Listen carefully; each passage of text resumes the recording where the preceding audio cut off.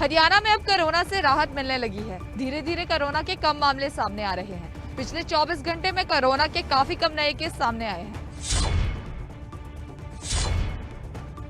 Corona ने हर किसी को परेशान किया। कोरोना ने ना जाने कितने लोगों की जान ले ली, लेकिन हमने हार नहीं मानी।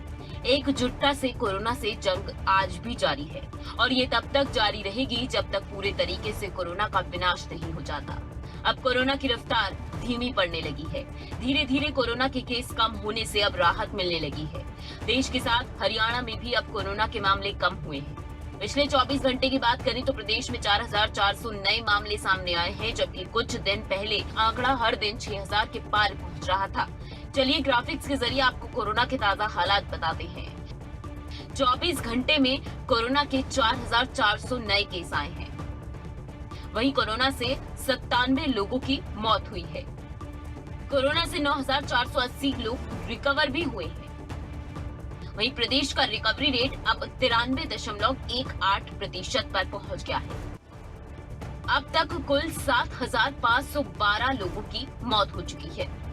हरियाणा में कोरोना की रफ्तार अब धीमे पड़ने लगी है। प्रदेश के ज्यादातर सभी जिलों में कोरोना के मामलों में राहत देखने को मिल रही है। तो चलिए आपको बताते हैं पिछले 24 घंटे में हरियाणा के जिलों में कोरोना की क्या अपडेट है। पिछले 24 घंटे में गुरुग्राम से 308, फरीदाबाद से 299, सोनीपत से 260, हिसार से 383, अंबाला से 140, करनाल से 199, पानीपत से 122, रोहतक से 154, रेवाड़ी से 227, पंचकुला से 124, कुरुक्षेत्र से 83, यमुनानगर से 207, सिरसा से 275, महेंद्रगढ़ से 144, भिवानी से 494, झज्जर से 355, पलवल से 101, फतेहाबाद से 203, कैथल से 90, जींद से 116, नूंह से 30 तो चरखी दादरी से 86 नए केस सामने आए हैं। हरियाणा में कोरोना को लेकर अब हालात सुधरने लगे हैं। हर दिन कोरोना के केस अब कम होने से एक बड़ी राहत मिलने लगी है।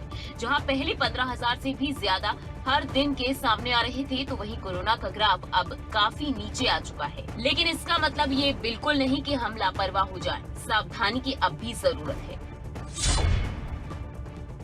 प्रदेश में कोरोना की धीमी पड़ती रफ्तार का मतलब ये नहीं है कि हम लापरवाही बरते। अभी भी हमें कोरोना नियमों का सख्ती से पालन करने की जरूरत है, ताकि कोरोना की दूसरी लहर पर ब्रेक लगाई जा सके।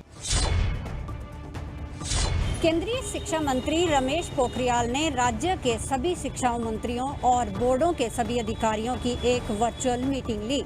हरियाणा के शिक्षा मंत्री कंवरपाल गुर्जर ने भी 12वीं की परीक्षाओं को लेकर अपनी राय दी। जब दूसरी लहर में कोरोना लौटा तो हड़कंप मच गया। बहुत से राज्यों के अस्पतालों में बेड की काफी कमी देखी गई। इलाज के लिए लोगों को काफी परेशानियों का सामना करना पड़ा। देश की स्थिति काफी खराब हो गई। किसी ने अंदाजा नहीं लगाया था कि कोरोना इतना घातक साबित होगा। कोरोना ने हर किसी को परेशान कर दिया। काफी लोगों ने अपनी जान गंवा दी, तो आज भी बहुत से लोग कोरोना से जंग लड़ रहे हैं। देश की आर्थिक स्थिति को लेकर छात्रों की शिक्षा इससे प्रभावित हुई। सरकार ने बच्चों की सुरक्षा को देखते हुए समय समय पर सही फैसले लिए। कई परीक्षाओं को रद्द कर दिया गया, तो कुछ परीक्षाओं में छात्रों को इंटरनल बेस पर पास कर दिया गया। अब 12वीं की बोर्ड परीक्षा को लेकर मंथन जारी है। इसी कड़ी में केंद्रीय रक्षा मंत्री राजनाथ सिंह और केंद्रीय शिक्षा मंत्री रमेश पोखरियाल ने सभी राज्यों के शिक्षा मंत्री और सभी बोर्डों के अधिकारियों के साथ एक वर्चुअल मीटिंग की, जिसमें सभी राज्यों के शिक्षा मंत्री ने अपने राज्यों की स्थिति के अनुसार सुझाव दिए। और इसलिए फिर मैं भरोसा दिलाना चाहता हूँ कि आप बिल्कुल निश्चिंत रहिए और जो भी निर्णय होगा वो आपके हित में होगा, आपके जीवन के सुरक्षा की दृष्टि से होगा और आपके भविष्य में आपके भविष्य को लेकर के होगा। मैं एक बार फिर सभी अभिभावकों का, अध्यापकगण का, मेरे छात्र छात्राओं आपका भी अभिनंदन करना चाहता हूँ। वहीं हरियाणा के शिक्षा मंत्री कंवरपाल गुर्जर ने भी मीटिंग में अपने कुछ सुझाव साझा किए। जो विद्यार्थी जिस स्कूल में शिक्षा ग्रहण कर रहा है, हम उसी स्कूल को परीक्षा केंद्र बनाना चाहते हैं कि वहीं वो परीक्षा दे। इससे बड़ा लाभ क्या होगा, एक तो बच्चों को इधर उधर जाना नहीं पड़ेगा, जो रास्ते की भीड़ है उससे बचाव होगा। दूसरा जो हमारा मानना है कि उससे जो सोशल डिस्टेंसिंग की बात है वो पूरी तरह से पूरी होगी। वहाँ पे बच्चे भी कम होंगे और वो दूरी का मामला भी कोई समस्या नहीं है। अगर ऐसे में बिल्कुल तैयारी के साथ कर सकते हैं। और इसके अलावा हमने ये कहा कि भी कुछ बच्चे जो हैं अगर कोविड से प्रभावित हैं उनकी परीक्षा उसके बाद दोबारा ली जा सकती है। और इसके अलावा कि जो परीक्षा लेने वाले हैं कर्मचारी अधिकारी जो भी हैं तो उनको पहले वैक्सीन दे देनी चाहिए। वहीं शिक्षा मंत्री कंवरपाल गुर्जर ने कहा कि जो भी निर्णय होगा वह कुछ ही दिनों में जारी कर दिया जाएगा। हरियाणा सरकार ने एक बार फिर लॉकडाउन बढ़ाने का फैसला लिया है। 31 मई सुबह 5 बजे तक लॉकडाउन पार्ट 3 में सभी सख्त पाबंदियां लागू रहेंगी। हरियाणा में लॉकडाउन का असर हो रहा है। सूबे में कोरोना के केस में लगातार गिरावट आ रही है। यही वजह है कि सरकार ने दूसरी दफा लॉकडाउन को बढ़ाने का फैसला लिया है। हालांकि लॉकडाउन पार्ट 3 में दुकानदारों को कुछ राहत नहीं दी गई है। हरियाणा सरकार ने 3 मई को कोरोना से जुड़ी जिन पाबंदियों को लेकर गाइडलाइंस जारी की थी उसका आगे भी पालन कराया जाएगा। हालांकि कुछ ढील भी दी गई है। इसके तहत शॉपिंग कॉम्प्लेक्स और मॉल को छोड़कर अन्य दुकानें दिन भर खुली रह सकेंगी, जबकि व्यावसायिक परिसर में बनी दुकानें सुबह 7 बजे से दोपहर 12 बजे तक खोली जा सकेंगी, लेकिन मॉल नहीं खुलेंगे। एक वक्त हरियाणा में कोरोना केस 15,000 के पार थे, लेकिन लॉकडाउन में कोरोना कंट्रोल में आया। अब कोरोना का ग्राफ गिरकर 5,000 पर पहुंच गया है। सरकार की कोशिश है कि कोरोना को जड़ से खत्म किया जाए, जिसमें सरकार सफल होती नजर भी आ रही है। अंबाला पुलिस ने नकली रेमडेसिविर इंजेक्शन बनाने वाली फैक्ट्री के मालिक सहित 11 लोगों को गिरफ्तार कर बड़ी सफलता हासिल की है। देश इन दिनों जानलेवा बीमारी से जूझ रहा है। ऐसी आपदा की घड़ी को भी अपने नापाक मंसूबों के चलते अवसर में बदलने वाले अपनी हरकतों से बाज नहीं आ रहे। नकली रेमडेसिविर इंजेक्शन बनाकर उन्हें बाजारों में बेचकर लोगों की जिंदगियों से खिलवाड़ करने वाले बड़े गिरोह का अंबाला पुलिस ने अब पर्दाफाश किया है।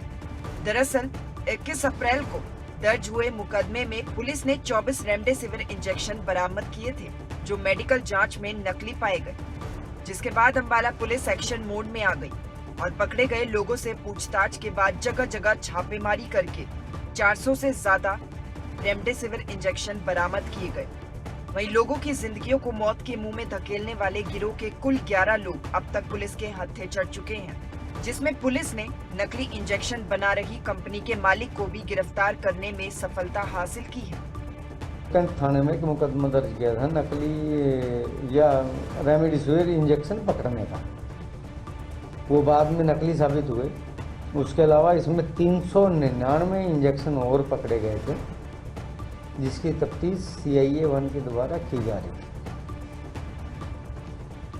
अभी तक उस मुकदमे में 11 व्यक्ति गिरफ्तार हो चुके हैं और आज भी एक दलप्रीत नाम का आदमी गिरफ्तार किया है, जिसकी नालागढ़ हिमाचल में फैक्ट्री है दवाइयों की। उसको कल कोर्ट में पेश करके रिमांड लेंगे और किस प्रकार से कहां से वो ये इंजेक्शन बना रहा था या बनवा रहा था उसकी तफ्तीश की जाएगी।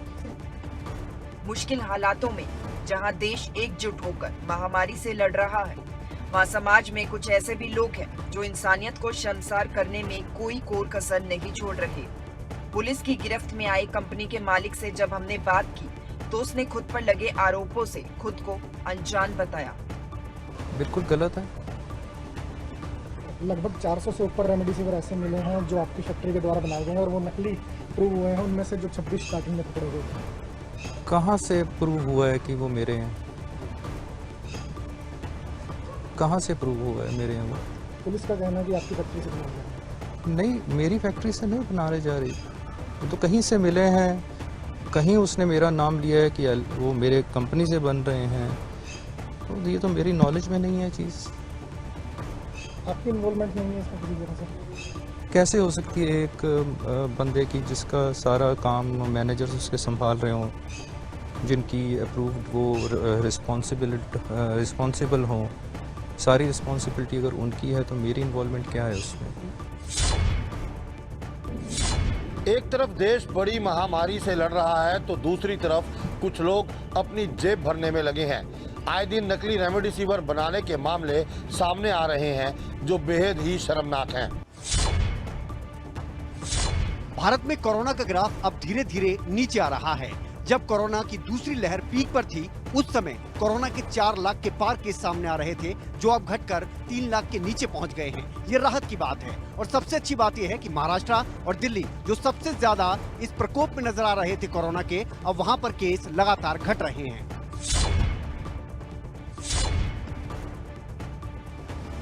पिछले महीने कोरोना ने जो कहर बरपाया था, उसके आंकड़ों को देखते हुए अब राहत की खबरें सामने आने लगी हैं। देश में कोरोना की दूसरी लहर अब धीमी पड़ती दिखाई दे रही है। पहले जहां लगातार 3 लाख के पार केस सामने आ रहे थे, तो वहीं अब 2 लाख से ज्यादा केसों की ही पुष्टि हो रही है। देश में कोरोना मामलों में तो राहत मिल रही है, लेकिन कोरोना से मौत का आंकड़ा अब भी काफी ज्यादा है। कोरोना से मौत के मामलों में भारत दुनिया में तीसरे नंबर पर आ चुका है। 24 घंटे में 2,22,315 नए केसों की पुष्टि हुई। वहीं 4,454 लोगों की मौत हो गई। इसके अलावा संक्रमितों का कुल आंकड़ा 2,67 लाख के पार पहुंच चुका है। फिलहाल भारत में 27,20,716 एक्टिव केस हैं।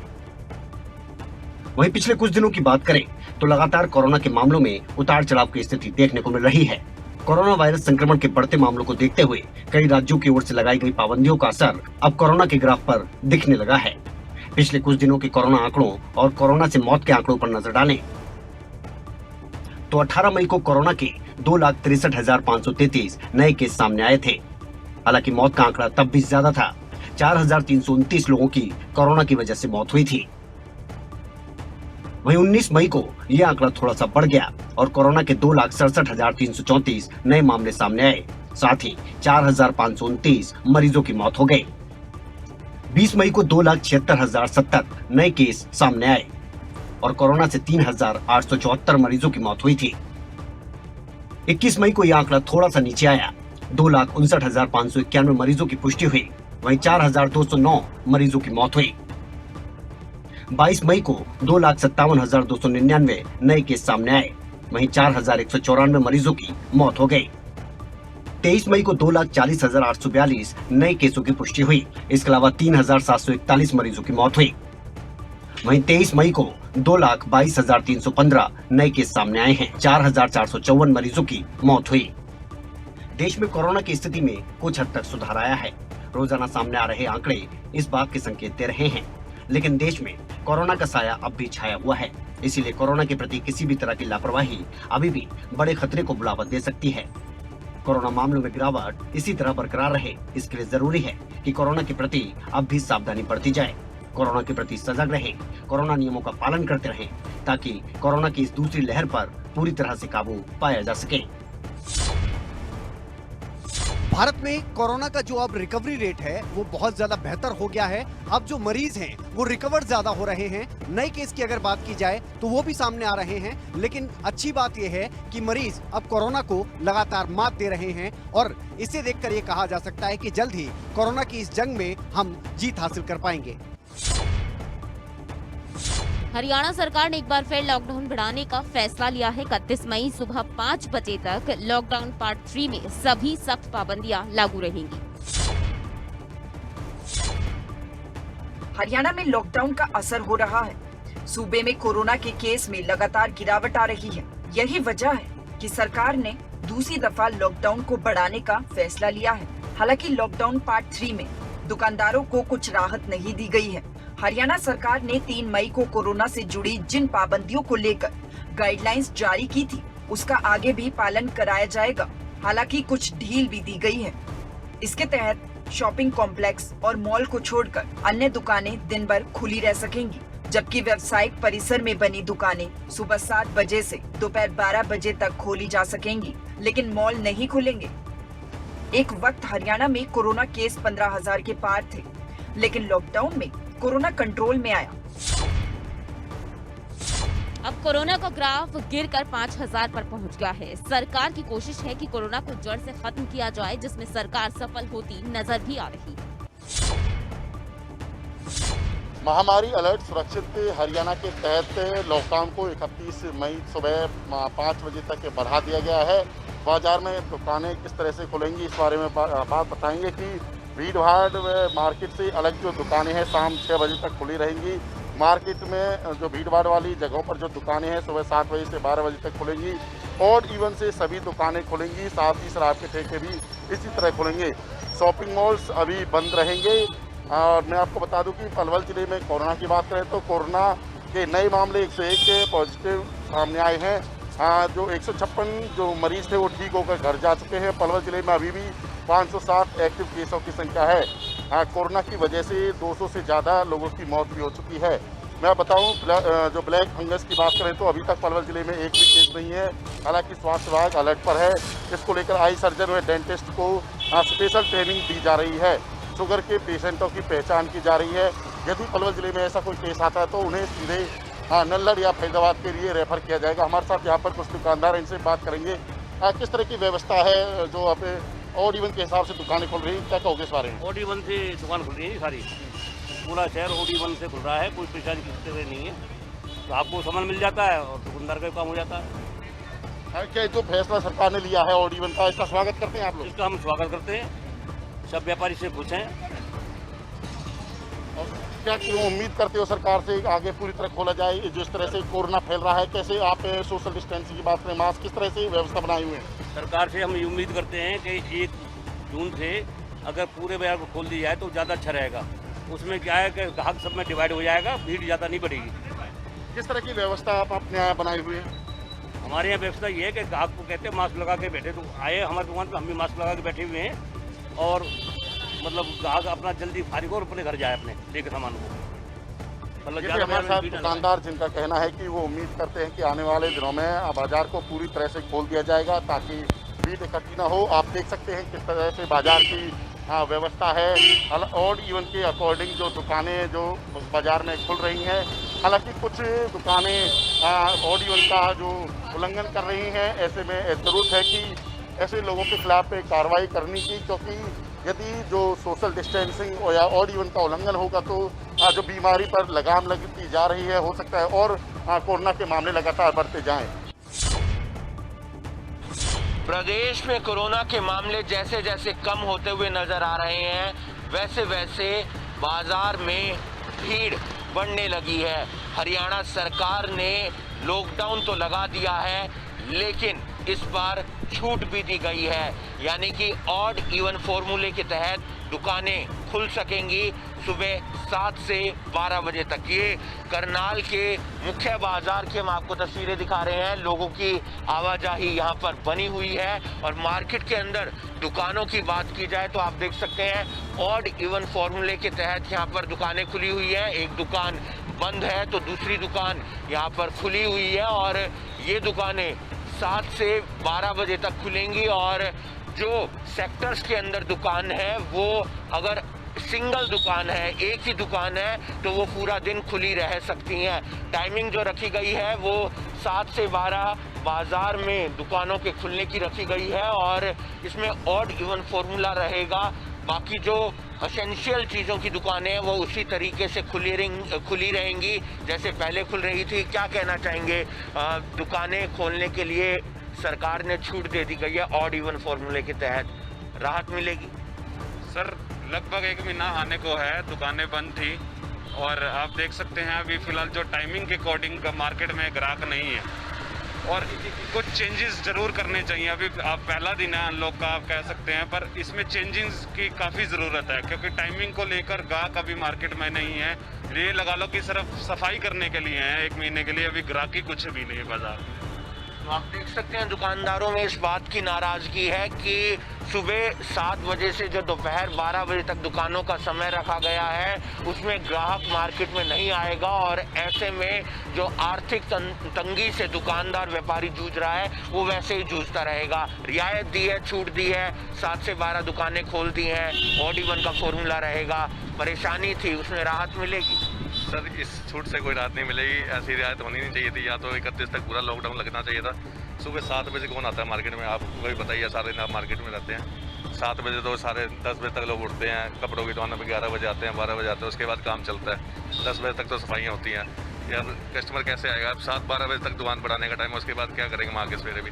सरकार को ये होना चाहिए 9 से 2 टाइम रख दे, और रोड इवन चाहे चलने दो, जब तक चलाना उन्होंने 9 से 2 टाइमिंग होनी चाहिए। आप देख सकते हैं दुकानदार चाहते हैं कि टाइमिंग में फेरबदल किया जाए। जो नॉन एसेंशियल दुकानें हैं, चाहे वो सैलून है, चाहे वो खिलौने की दुकान है, या चाहे वो मोबाइल की दुकान है, या कपड़े की दुकान है, या जूतों की दुकान है, या ज्वेलरी शॉप है, वो खुलती हुई नजर आ रही है मार्केट में। लेकिन ऑड इवन फॉर्मूले के तहत दुकानदार चाहते हैं कि समय में फेरबदल होना चाहिए, क्योंकि इस समय के अंदर बाजार के अंदर ग्राहक नहीं आता है। ऐसे में देखना ये होगा कि जो अगला हफ्ता आएगा उसके अंदर सरकार समय को लेकर क्या फेरबदल करती है, क्या नई गाइडलाइंस लेकर आती है।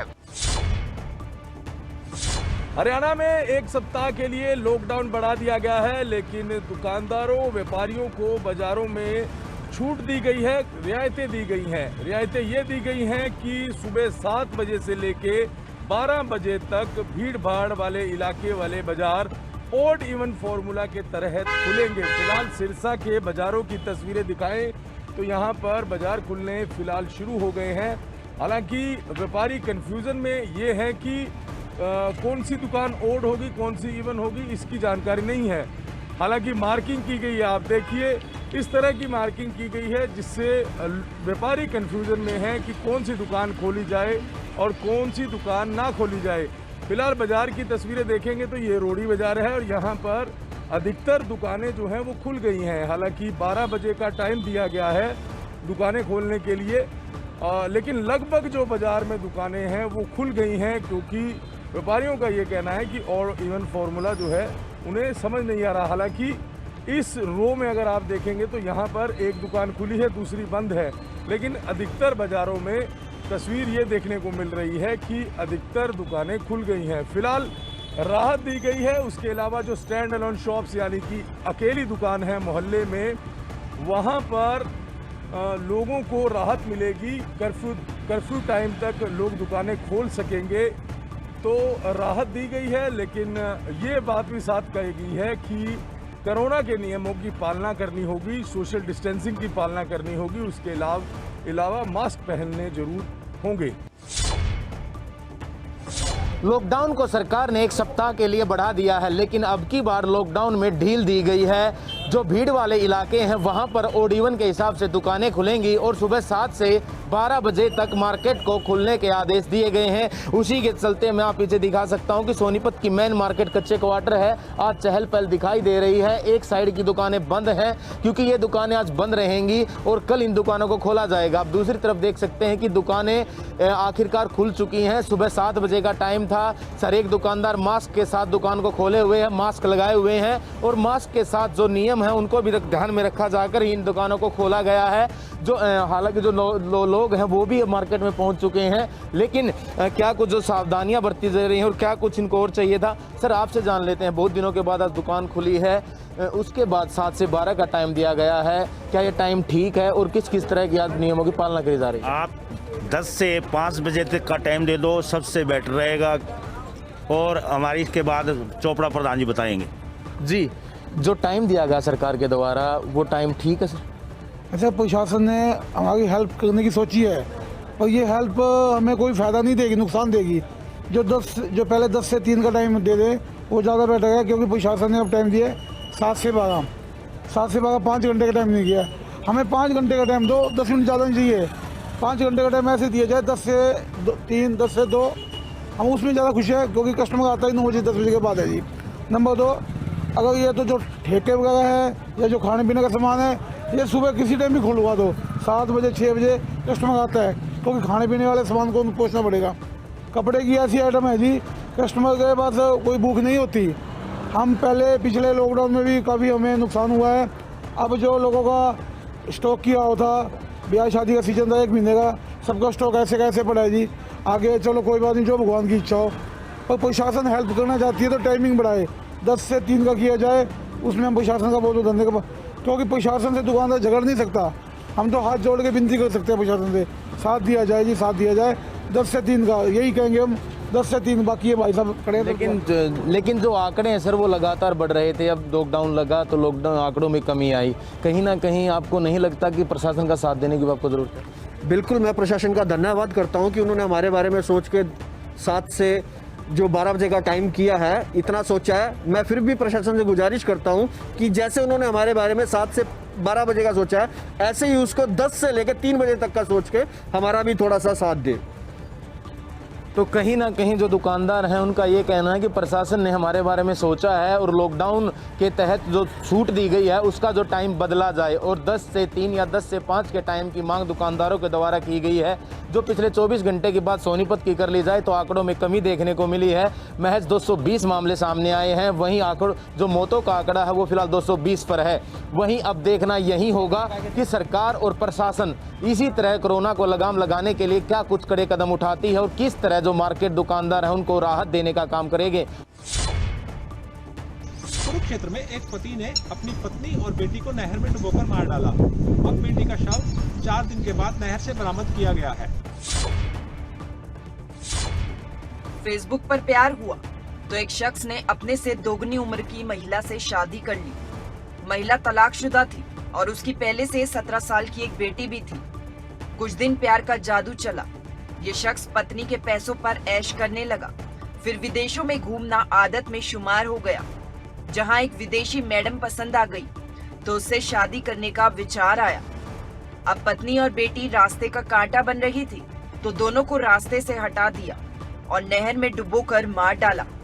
मामला कुरुक्षेत्र का है। दरअसल भाखड़ा नहर में पति ने 4 दिन पहले पत्नी और बेटी को फेंक दिया था। हालांकि पुलिस ने आरोपी पति को पहले ही गिरफ्तार कर लिया था। पत्नी का शव भी पहले ही बरामद हो गया था। अब 4 दिन बाद बेटी का शव भी बरामद कर लिया गया है। तो उसने तो प्लान ही उन्होंने बनाया कि ना तो डिवोर्स दे रही है और डिवोर्स भी को इससे छुटकारा भी मिल जाएगा और फिर हम दोनों फ्लैट वगैरह मिल जाएगा और फिर हम अपना शादी वगैरह कर लेंगे। किसी नहर में उतार के ना इसमें बस राज और आरती को अरेस्ट किया है जो हमारे में।